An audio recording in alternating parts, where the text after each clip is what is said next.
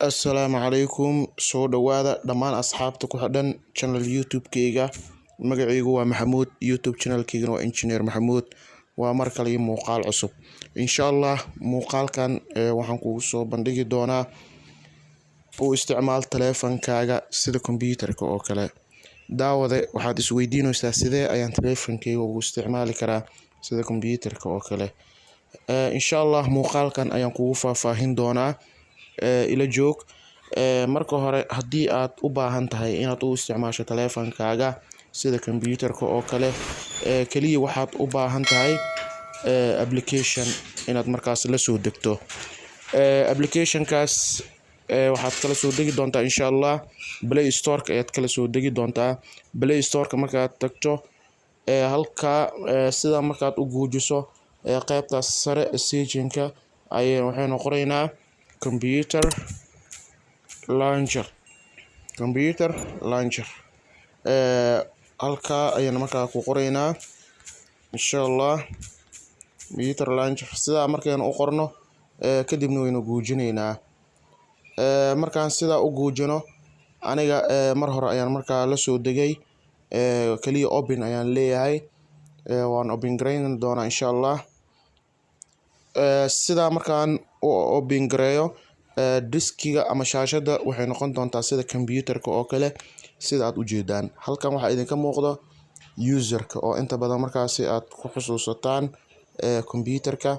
Sidoo kale PC-ga sidoo kale inoo muuqda recycle bin-ki halka ka muuqdo. Sidoo kale qaybtan hoos waxaa loo yaqaanaa taski barka ayaa loo yaqaanaa, waa diilintii howlaha ayaa halkan ka heli karnaa. Dhammaan waxyaabaha aynu furnaha waa qaybta markaas aynu ka heli lahayn. Halkan waa u jeedaan waa start menu, waa badhanka bilowga ah, waa halka aynu markaa ka active gareyn lahayn. Tusaale haddii aynu guujino halkan waxaynu helaynaa waxyaabaha markaasi horey markaa ama abiska ayaynu halkan ka baari karnaa markaa qaybo ka mid ah. Sidoo kale qaybtan hoose idna waxaynu ka heli karnaa title barka, taski barka. Waxaa saaran markaasi time-kii iyo taariikhda intaba markaas waynu ka heli karnaa caadiyan markaasi sida aynu computerka markaa aynu ku aragno.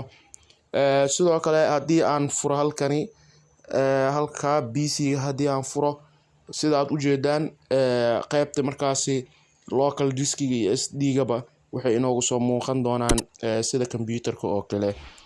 Sidoo kale documentiska ama qaybaha markaasi sanduuqyadana si la mid ah waxay noqonayaan sida markaa anagoo markaa isticmaalayna aaladda computerka oo kale.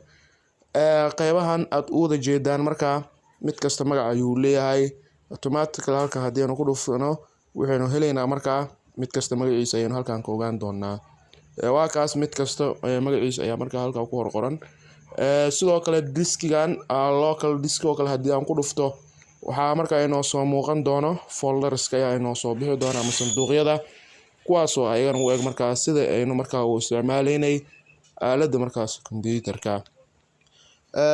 Waa kuwan sida aad u jeedaan folderska waa sida computerka oo kale. Halkan aad u jeedaan waa badhankii close-ka ahaa markaynu rabno inaynu xirno. Halkan markaynu rabno restore inaynu ku sameyno soo yarayno ama markaynu rabno inaynu weyneyno. Halkan waa minimize markaynu rabno inaynu soo jarno. Tusaale qaybta haddii aan ku dhufto hadda restore ayuu sameynayaa, daaqadda way soo yaraanaysaa. Insha Allah sida aad u jeedaan waa sida tan. Muuqaalkan hadduu ku soo gaaray daawade like garee.